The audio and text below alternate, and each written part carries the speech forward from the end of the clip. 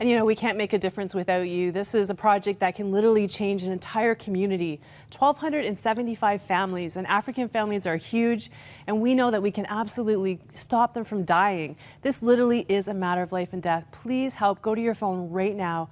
Call the number on your screen, 1-888-288-0003. It is the best gift you can give at Christmas. And John, speaking of gift, how do they give that as a gift to somebody for Christmas? Well, there's this card here that our team has developed, Cheryl, and I'll place it here and kind of be a hand model. I'm not too good at it, but you can help me even explain this. What happens when people give a gift?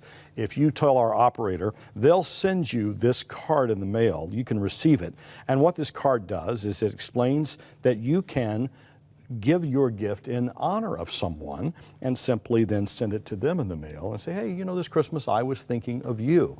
And would you be encouraged by that? Well, I think people would be encouraged by that. So it's just another way to say thank you. Entire families are getting into the spirit of Christmas in this way. They're just done with the commercialization. You know, Christmas starting in August and people just sell, buy. True. And you know, you just get sick of it after a while. And you have to ask yourself, is this what Christmas is all about? And I see entire families that are committing saying, you know what?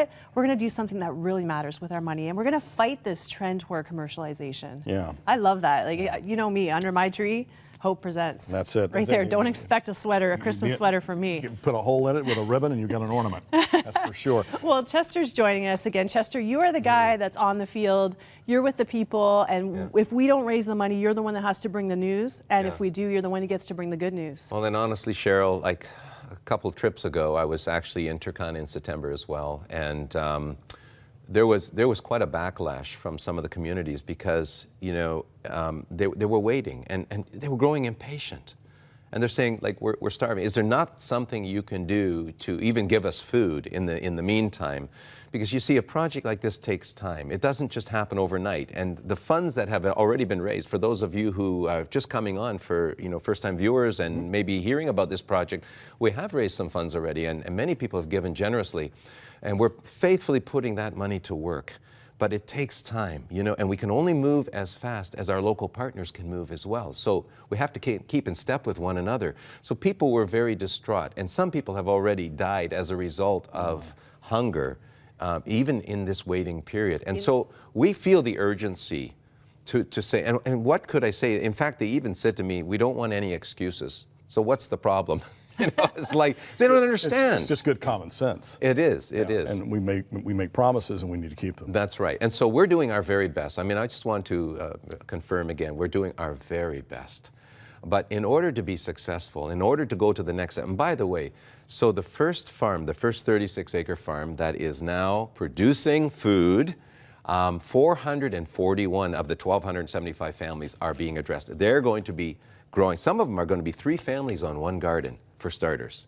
And then as time goes and as we develop more farms, more of these 36-acre farms that are going to be irrigated, we can divide up the people again so that finally, when all is said and done, every family gets a 1/4 acre. And we've done the math with our agricultural engineers. People can survive. A family of 5 or 6 people can survive on a 1/4 acre of land because they can grow 4 crops a year.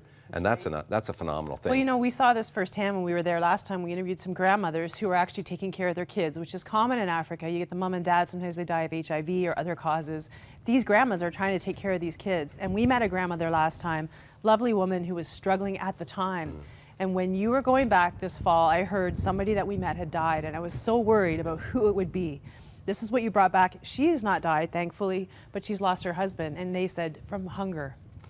Lack of food. Yes, yes. And so we're continuing to see this. We're working as fast as we can.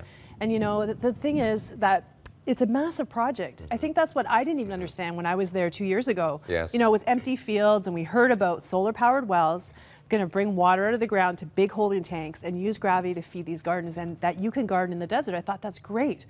But you guys just came back. I saw the footage of just the first farm. Yeah. It's massive. This is we're doing 10 of these farms. It is so huge. I mean, even for me, I was shocked at the size of these farms and how many gardens had to be set up and having plumbers hook everything up. I mean, the amount of work that is involved. And I really want to just encourage people that, you know, your investment into this project is really an act of smart giving.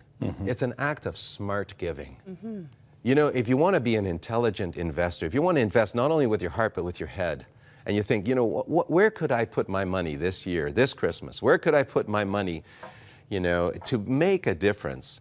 We have thought this project out so deeply with engineers coming in with all kinds of great advice, and we figured out a way to do this so that people will have food endlessly. So drought-proofing people means we're empowering people to grow food on and on and on, year after year after year. And therein lies one of our core principles, Cheryl, in Crossroads Leaf and Development, is sustainability. Yeah, absolutely. That's so key to who we are and what we want to see happen for others. Well, you know, the simple way to look at it is I could feed somebody and I could keep them alive for the rest of my life. I could give money every month. And you know, that's a good thing to do.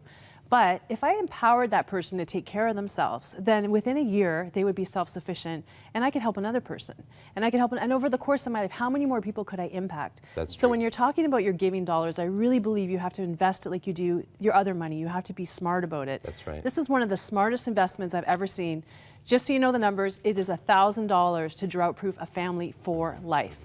Literally, when we are done this project, this group of 1,275 families, and families are huge in Africa, they will be taken care of, they will be done, and we can find another group of people who are also starving and we can start changing them.